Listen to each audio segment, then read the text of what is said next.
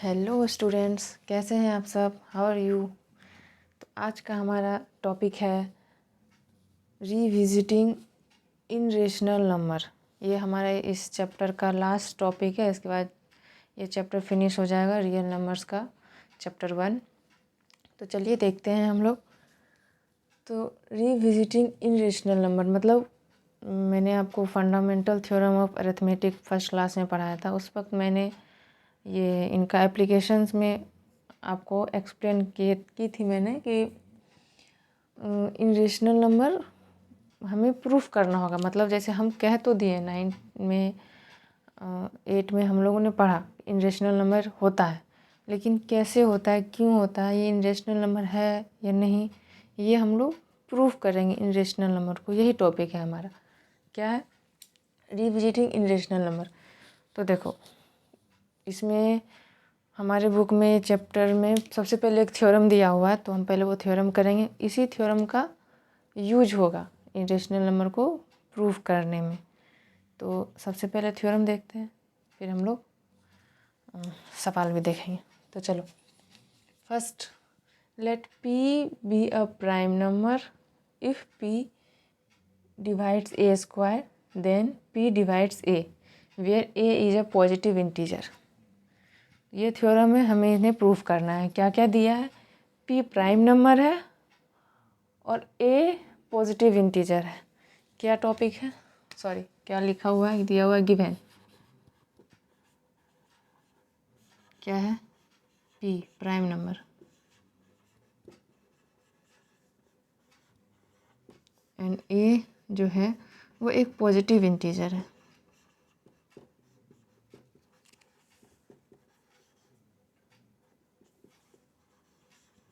Positive integer आप लोग समझते हो ना, मतलब 1 2 3 4, मतलब बस नेगेटिव नहीं होना चाहिए। -1 -2 ये नहीं होगा।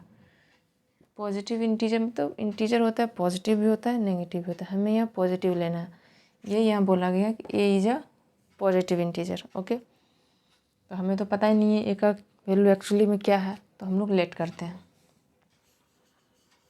लेट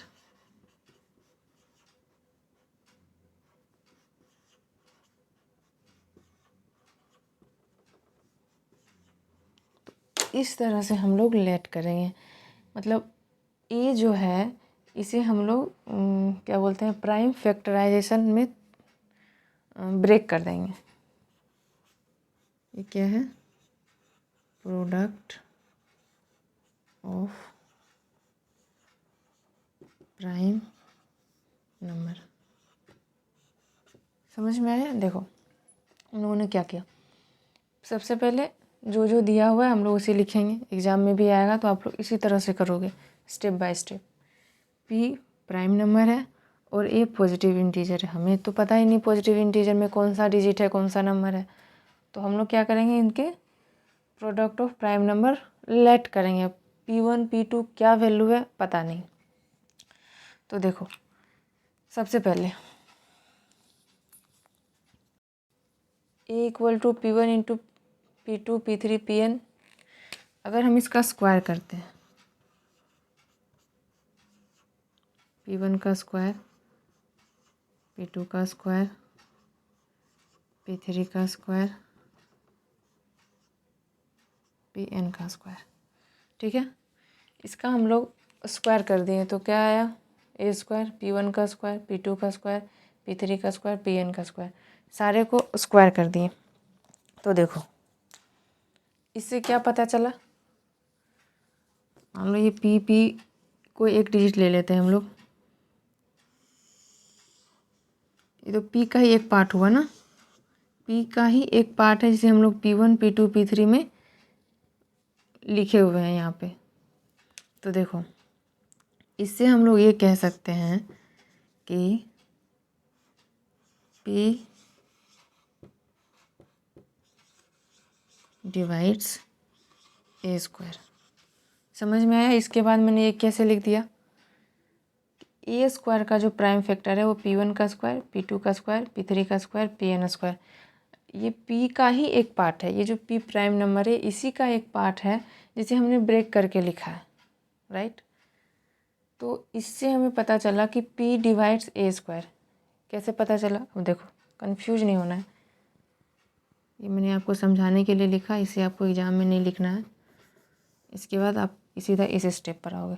देखो, अगर मैं कहती हूँ कि 2 डिवाइड्स 6, 2 डिवाइड्स मतलब 2 6 को डिवाइड करता है, तो 2 को जब फैक्टर करेंगे 2 × 3 आया ना 2, तो वही तो मैंने यहाँ किया है कि अगर a² is equal to P1 का स्क्वायर P2 का स्क्वायर, ये पूरा ऐसे दिया है, इसका मतलब P डिवाइड्स a², जो P जो है वो a² को डिवाइड कर रहा है। ठीक है, अब देखो, जब P डिवाइड्स a² हो गया, इसका मतलब P फैक्टर भी होगा a² का। ठीक है, क्या कहा मैंने? जब अगर 2 डिवाइड 6 है तो इसका मतलब 2 6 का एक फैक्टर ज़रूर होगा। देखो, है ना 2 फैक्टर, तो वही बात हुआ। तो इसका मतलब P डिवाइड्स a² को हम लोग क्या लिख सकते हैं? P is a factor of a²।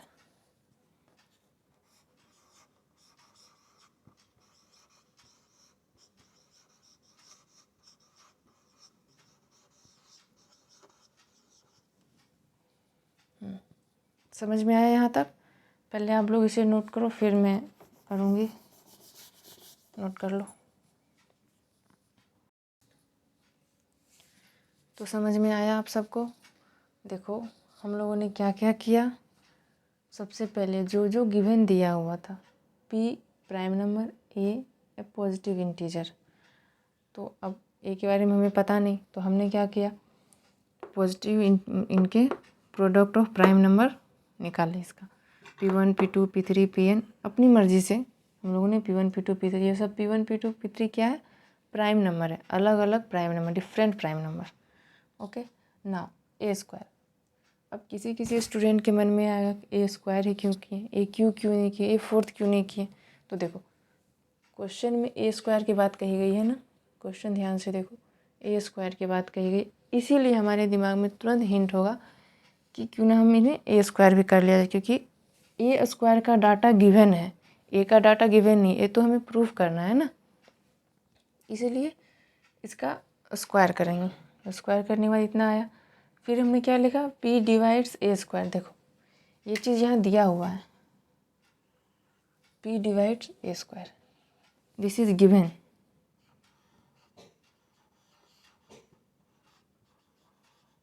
ठीक, ये दिया हुआ है थ्योरम में P डिवाइड्स a²। तो फिर मैंने आप लोगों को क्या समझाया कि if 2 divides 6 then we also call 2 is a factor of 6। इसका फैक्टर करेंगे तो 2 और 3, तो ये आया ना फैक्टर। तो इस लाइन से, ये जो लाइन दिया हुआ है, इस लाइन से हम इस बात को आराम से लिख सकते हैं कि P if P divides a² then we call P is a factor of a²।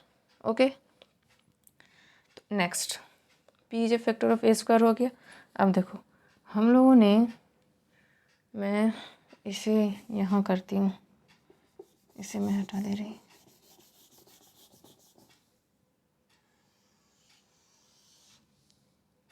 देखो आप सब,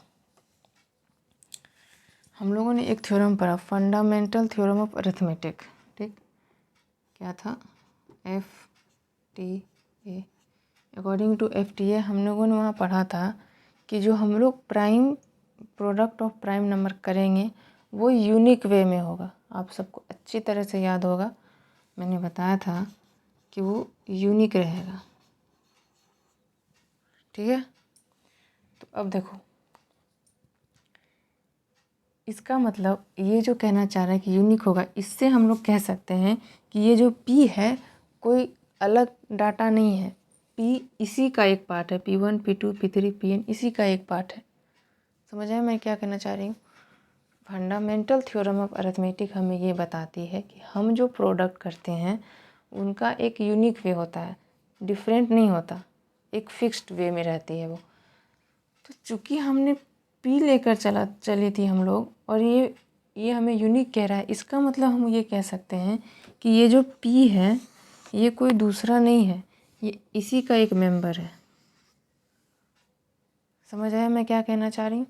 P कुछ अलग नहीं है, P इस P1 P2 P3 को जो हम लोगों ने लेट किया था उसी का एक मेंबर है। मतलब इस थ्योरम के हिसाब से we write P is a part of P1 P2 P3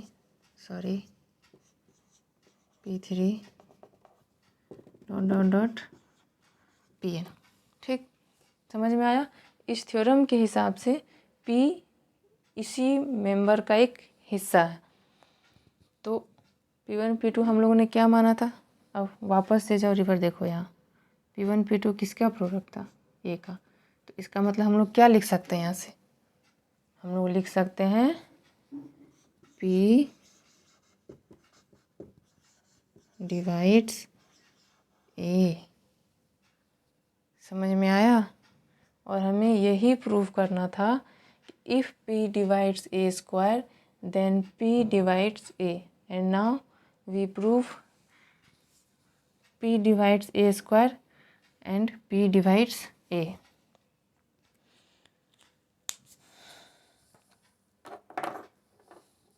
और इसे एक और तरीका से हमने क्या बोला था लिखने? P is a factor of A square, यानी P is a factor of A। ठीक है, एक काम करो, ये पहले नहीं लिखो, इसे तो प्रूफ करना है ना। पहले ये होगा P is a part of P1 P2 Pn। इसका मतलब P जो है वो A का प्रोडक्ट है। अब अगर प्रोडक्ट है तो डिवाइड भी होगा। तो इसके बाद हम लोग यहाँ लिखेंगे P divides A। Proved.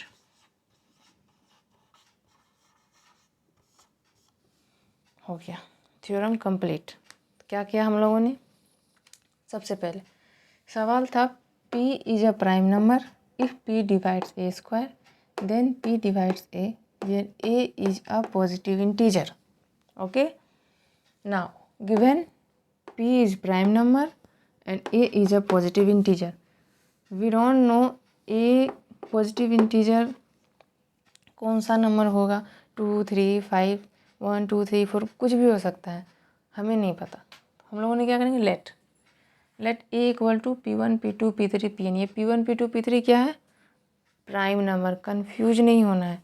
P1 P2 P3 ये सारे प्राइम नंबर है। हम लोगों ने प्रोडक्ट जो लिया है, मैंने बताया था कि हम लोग प्रोडक्ट ऑफ प्राइम नंबर लेते हैं, प्राइम नंबर का प्रोडक्ट होना चाहिए। हम लोगों ने लेट कर लिया, फिर इसे स्क्वायर किया। स्क्वायर क्यों किया? क्योंकि हमें A स्क्वायर का डाटा दिया हुआ है, इसलिए हम इसे A स्क्वायर करेंगे। अब देखो, जैसे हम लोग A स्क्वायर किए, हम लोगों ने ये चीज़ देखा, तो हम लोग वापस थ्योरम में जाएंगे। थ्योरम में क्या दिया हुआ है?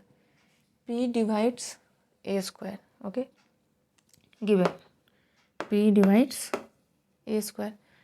तो अगर P A स्क्वायर को डिवाइड कर रहा है, मतलब P is a factor of A square. मैंने एक एग्जाम्पल से भी समझाया, if 8 divides 16 then 8 is also a factor of 16। समझ में आया ना? तो बस इसी को मैंने लिखा है, इसे हम लोग ऐसे भी लिख सकते हैं। अब देखो, फंडामेंटल थ्योरम ऑफ अरिथमेटिक ये कहता है कि हम लोग जो प्राइम ऑफ प्रोडक्ट करेंगे, मतलब प्राइम नंबर का प्रोडक्ट करेंगे, उसका एक यूनिक वे होगा। ऐसा नहीं है कि आज 2 × 3 × 5 है तो फिर उसी नंबर का 2 × 3 × 7 हो जाएगा। नहीं, अ यूनिक वे। तो यूनिक वे है, इसका मतलब ये जो हम लोगों ने P लिया है ये कोई दूसरा नहीं है, ये इसी का कोई मेंबर है। P1 P2 Pn का ही एक मेंबर P है, जो यहाँ सवाल में P दिया गया है, ये इसी का एक मेंबर है। इसका मतलब जब P इन सब का मेंबर है और इन सब का रिलेशन सीधा सीधा किससे है? A से है। समझ में आया? P इनका पार्ट है और इनका रिलेशन A से है, इसका मतलब P is a factor of A। P is a factor of A यहाँ लिखो, ठीक। अब P is a factor of A, then we call P divides A। Proof कर दिया हम लोगों ने कि P divides A square then P divides A। सबको समझ में आ गया? आप लोग अच्छी तरह से नोट्स कर लो, जब एग्ज़ाम में आएगा आप लोग स्टेप बाय स्टेप इसी तरह से करना तो हो जाएगा। चलो ठीक है, इसे नोट कर लो। तो थ्योरम कंप्लीट हो गया है। अब हम लोग इनरेशनलिटी प्रूफ करेंगे। देखो पहला सवाल, prove that √2 is irrational number. हमें इनरेशनल प्रूफ करना है। देखो यहाँ हम लोग क्या करेंगे, यहाँ हम लोग मेथड ऑफ कॉन्ट्राडिक्शन लगाएंगे। कॉन्ट्राडिक्शन मतलब जस्ट उसका अपोजिट। मतलब अगर इनरेशनल दिया है तो हम रेशनल मान लेंगे और उसके बाद प्रूफ करेंगे। देखो method of contradiction,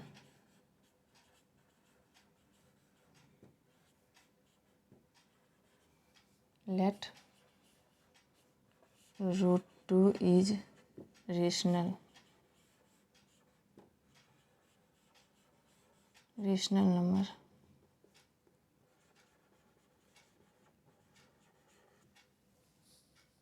let √2 is rational number. अब अगर √2 रेशनल नंबर है तो इसका मतलब वो रेशनल नंबर के सारे प्रॉपर्टीज़ को फॉलो करेगी। तो रेशनल नंबर की प्रॉपर्टीज़ क्या होती है? सवाल तो सबसे पहले यही आएगा। देखो मैं एक कोने में लिख देती हूँ, यहाँ लिखती हूँ, मैं यही लिखती हूँ रेशनल नंबर। सबसे पहले इसे a/b के फॉर्म में लिखेंगे, ओके। जिसमें b नॉट इक्वल टू 0 होना चाहिए, पहला कंडीशन, दूसरा कंडीशन, एंड तीसरा a and b belongs to z, okay. Now सबसे मोस्ट a and b को प्राइम होना चाहिए। को प्राइम मतलब दो नंबर का जो फैक्टर है, कॉमन फैक्टर है, सिर्फ एक ही होगा और वो है 1। मतलब जैसे देखो, अगर मान लो ये रेशनल नंबर मैंने लिखा तो 3 और 4 के बीच में क्या कॉमन है? कुछ भी नहीं, बस 1 है। मतलब ये 3 और 4 क्या है? को प्राइम है। समझ में आया? को प्राइम मतलब एक ही कॉमन फैक्टर होगा और वो भी 1 होगा, ठीक है। तो इसका मतलब √2 इज अ रेशनल नंबर। अगर ये रेशनल नंबर है तो हम लोग इसे a/b का फॉर्म में लिखेंगे। कैसे? √2/1 इसे लिखेंगे। देखो इज इक्वल टू a/b, ठीक। इस तरह से हम लोग इसको लिखेंगे कि √2 को रेशनल लिए हैं तो इसको a/b का फॉर्म में लिखेंगे, जिसमें हम लोगों ने लेट कर लिया कि √2/a इक्वल टू a/b, और a एंड b का वैल्यू कुछ भी हो सकता है। अब देखो, अब इसे हम लोग स्क्वायर करेंगे। √2 देखने से भारी लग रहा है ना, तो स्क्वायर कर लेते हैं, थोड़ा आसान हो जाएगा। देखो 2/1 इक्वल टू a²/b², ठीक है। तो यहाँ से क्या आएगा? 2b² is equal to a², ठीक है। तो इसका मतलब 2/इसका मतलब a²/2 इक्वल टू b²। देखो कैसे कैसे किया मैंने। सबसे पहले रेशनल माना और इसे रेशनल के फॉर्म में लिख देंगे। दूसरा काम, √2 से काम करना बहुत मुश्किल होगा, तो हम लोग इसे स्क्वायर कर देंगे। स्क्वायर करने से क्या होगा? ये हमारे लिए थोड़ा आसान पड़ गया। तो देखो यहाँ से क्या होगा? क्रॉस मल्टीप्लाई गुना 2b² equal to A square. अब ए स्क्वायर, ये 2 इधर गया, ए स्क्वायर बाई 2 बचा बी स्क्वायर। इसका मतलब यहाँ से देखो हमें एक चीज़ समझ में आ रहा है कि 2 जो है वो ए स्क्वायर को डिवाइड कर दे रही है। 2 डिवाइड्स ए स्क्वायर। हम यहाँ से ये चीज़ लिख सकते हैं ना हम लोग, 2 डिवाइड्स ए स्क्वायर। नाउ अब भी हमने वो थ्योरम पढ़ा, वही यहाँ यूज होगा। इसीलिए ये सवाल कराने से पहले मैंने आपको वो थ्योरम पढ़ाया। देखो 2 डिवाइड्स ए स्क्वायर, इसका मतलब 2 डिवाइड्स ए। अभी तो पढ़े ना कि p डिवाइड्स ए स्क्वायर, नहीं p डिवाइड्स ए। तो वही थ्योरम हम लोग यहाँ अप्लाई करेंगे कि इफ़ 2 डिवाइड्स ए स्क्वायर यहाँ से आया तो हम लोग लिख सकते हैं कि 2 डिवाइड्स ए। ठीक, 2 डिवाइड्स ए। अब देखो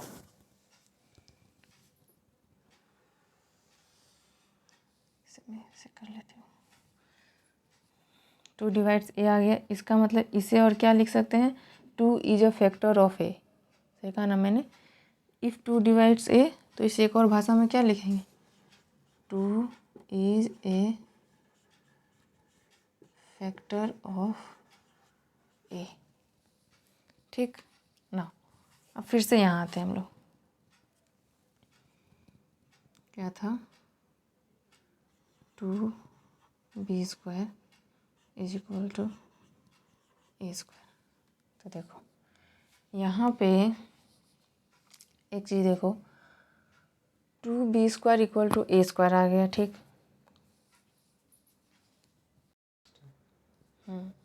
तो 2 डिवाइड्स ए, तो हम लोग इसे लिख सकते हैं 2 इज अ फैक्टर ऑफ ए। अब क्या करेंगे, इसे मैं 1 मान लेती हूँ क्योंकि इसका यूज बार बार होगा।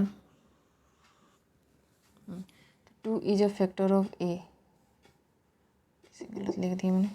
2 डिवाइड, देखो 2 डिवाइड्स ए, तो हम लोग उसको क्या लिख सकते हैं, ए बाई 2, है ना। 2 डिवाइड कर रहा है ए को, तो ए बाई 2 लिख सकते हैं। इसे मान लो कोई डिजिट, मान लो सी। ये क्यों लिखा मैंने, समझ में आया ना, because 2 divides A and 2 is a factor of A. और ये टर्म मैंने कहाँ से लिखा, उस थ्योरम से लिखा है। ठीक, अब देखो ए बाई 2 इक्वल टू कोई एक नंबर सी मान लेते हैं। तो अगर इसको ए इक्वल टू हो जाएगा 2c, फिर से अगर इसे स्क्वायर करेंगे तो A square is equal to 4c square. देखो ए स्क्वायर का वैल्यू क्या है, 2b स्क्वायर, तो यहाँ लिख दो 2b square is equal to 4c square. कहाँ से आया, यहाँ ब्रैकेट में लिखेंगे फ्रॉम 1। समझ में आया यहाँ तक, फ्रॉम 1। अब देखो यहाँ से आ जाएगा एक आपका b square by 2 is equal to c square. देखो b स्क्वायर बाई 2, इसका मतलब क्या हुआ, फिर से वही चलेगा जो यहाँ पे हुआ, क्या,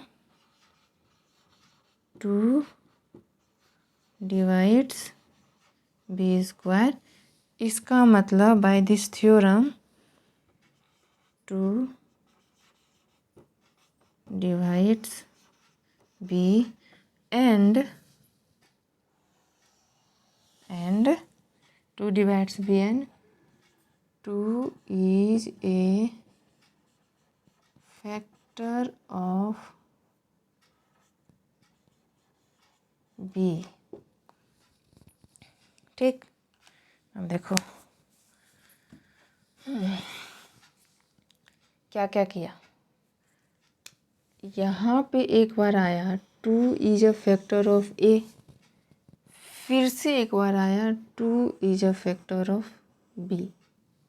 देखो यानी एक बार ए है, एक बार बी है फैक्टर। समझ में आया, लेकिन हमें यहाँ क्या लिखा गया है, तो मतलब कि 2 फैक्टर आ चुका है ना, 2 कॉमन फैक्टर।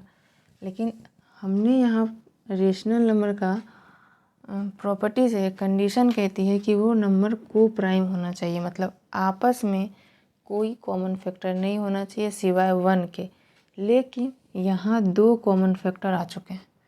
इसका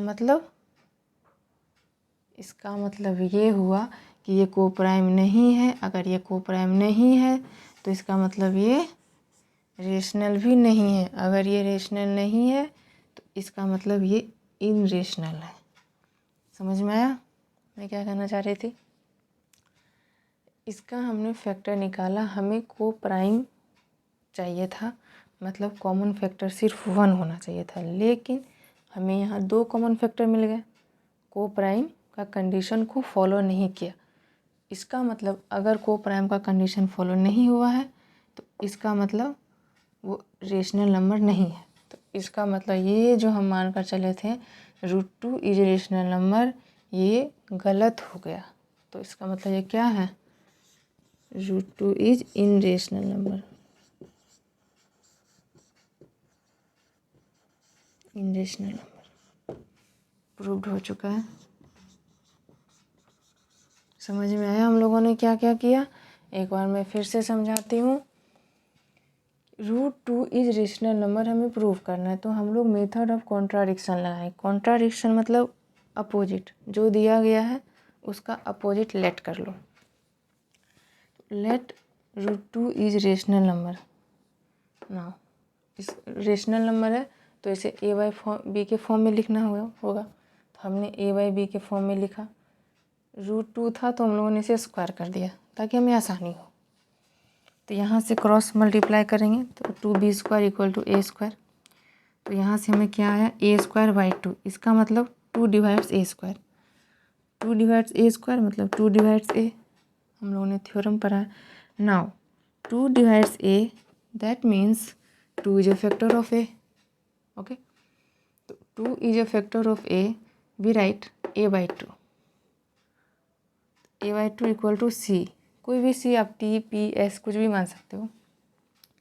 उसके बाद क्रॉस मल्टीप्लाई, फिर उसका स्क्वायर, फिर a² का वैल्यू हम लोगों ने यहाँ से पुट कर दिया यहाँ पे b²/2।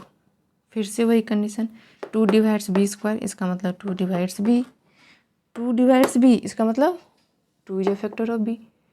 2 is a factor of a, 2 is a factor of b, that means this is not follow co-prime condition. If not co-prime number then not rational number. Okay, तो इसका मतलब √2 इज इनरेशनल नंबर। आप लोग इसे note कर लो, ये complete हो चुका है। यहाँ पे अच्छे से तरह से नोट करो। आप लोगों ने नोट कर लिया अच्छी तरह से इसे। आप इसी तरह से √3, √5, √7 कोई भी नंबर है आप इसी तरह से करोगे। बुक में दिया हुआ है, आप लोग खुद से ट्राई करना, करके देखना, कोई परेशानी नहीं होगी। √3 है तो यहाँ √3, यहाँ भी √3, फिर यहाँ आ जाएगा 3, यहाँ 3b², बस जहाँ जहाँ 2 है वैसे वैसे वहाँ 3 आ जाएगा। 5 रहेगा तो 5 आ जाएगा। आप लोग खुद से कर लेना। मैं एक डिफरेंट नंबर से आप लोगों को करवा देती हूँ, इसके बाद कोई टॉपिक बचा नहीं रहेगा। चलो मैं कराती हूँ आपको। आप लोग √3 और √5 का ज़रूर ट्राई करना।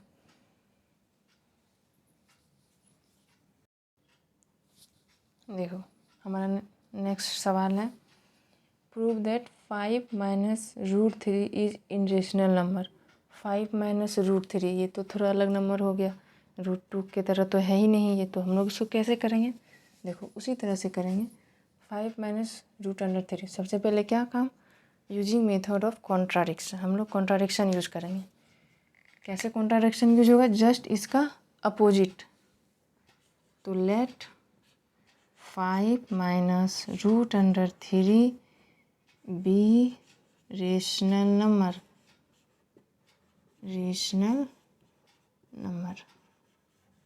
ओके, तो 5 - √3 रेशनल नंबर। तो रेशनल नंबर का कंडीशन क्या है? हम लोग यही लिखेंगे, where a = b, b ≠ 0, a and b belongs to integers z, and a and b क्या होगा? कोप्राइम।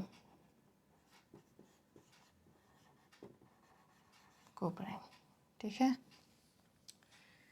रेशनल है, अगर रेशनल है तो ये सारे कंडीशन को वो फॉलो करेगी ये नंबर। देखो तो 5 minus √3 is equal to a/b।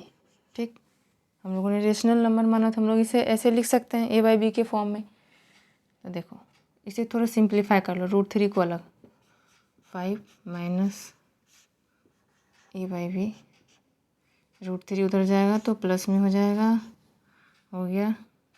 इसे सिंप्लीफाई करेंगे तो 5b minus a divided by b is equal to √3।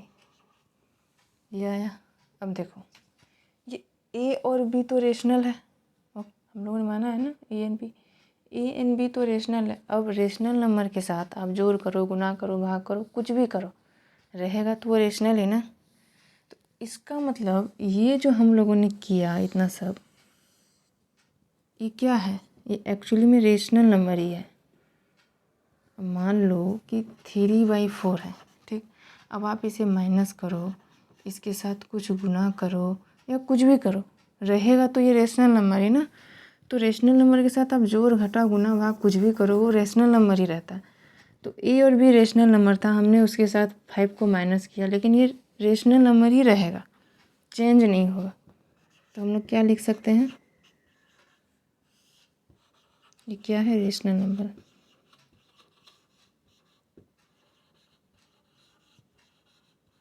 ठीक है, ये रेशनल नंबर है। Now however we know that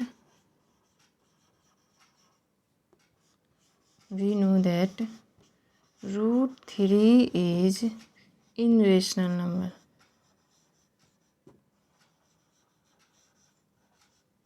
क्या लिखा मैंने, we know that √2 is irrational number. देखो अगर एग्ज़ाम में 2 नंबर का क्वेश्चन आया तो आप सीधे सीधे ये लाइन लिख दो, उसके बाद आगे बढ़ो। लेकिन अगर 2 से ज़्यादा 5 नंबर का क्वेश्चन आ गया तो आपको यहाँ पे इस टॉपिक के बाद आप ये नहीं लिखोगे, आप क्या करोगे, ये √3 का जो अभी मैंने प्रीवियस में करवाया √2 वाला, तो आप उस तरह से इसको पहले इनरेशनल प्रूफ करोगे। समझ में आया क्या? ये आप तब लिखोगे जब आप को 2 नंबर में पूछा गया, आप डायरेक्ट लिख दो √3 इज, हम लोग जानते हैं कि √3 इनरेशनल नंबर है। लेकिन अगर 5 नंबर में आया तो आपको इस टॉपिक के बाद यहाँ से इनरेशनलिटी √3 का भी प्रूफ करना होगा। मार्क्स ज़्यादा है तो मेहनत तो करना पड़ेगा। तो यहाँ पे हम लोग लिखें we know that √3 is irrational number. अब देखो इसे हमने कह दिया कि ये रेशनल नंबर है और इसे हम कह रहे हैं कि ये इनरेशनल नंबर है। अब रेशनल और इनरेशनल कभी इक्वल तो नहीं हो सकता ना, √2 इक्वल टू 2 कभी हो सकता है क्या? √3/4 इक्वल टू 3/4 कभी होता है क्या? कभी नहीं होता ना। ये इसका मतलब तो हमारा जो अजम्पशन था, जो हमारा कॉन्ट्राडिक्शन लिए थे, वो तो गलत हो गया। इसका मतलब ये जो आया है ये रॉन्ग है। 5b minus a divided by b not equal to 3। Why? क्यों? क्योंकि सिंस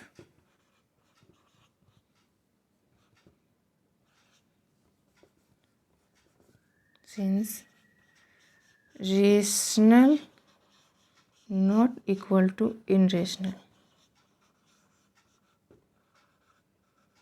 समझ में आया? देखो ये आया था टॉपिक, इसे हमने गलत कर दिया। ये इक्वल टू था, यहाँ हम लोग प्रूफ किए कि ये इक्वल टू नहीं है। क्यों? क्योंकि रेशनल और इनरेशनल बराबर नहीं हो सकते हैं। ये रेशनल है और ये इनरेशनल है।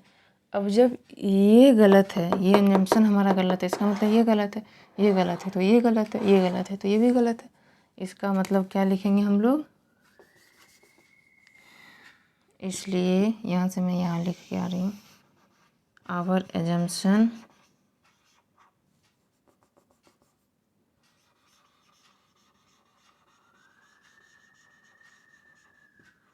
आवर एजम्पशन इज रॉन्ग, मतलब हमारा जो हम लोगों ने इसे रेशनल नंबर माना ये गलत माना है। दैट इज इसलिए 5 minus root under 3 is इनरेशनल।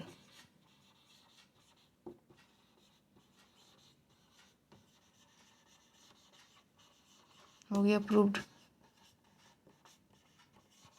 इनरेशनैलिटी prove हो गई ना। समझ में आया क्या किया? यहाँ पे ये चीज़ भूलना नहीं, वरना पता चला आप लोग बना के आ गए 5 नंबर का था, आप लोगों को 2 नंबर ही मिला।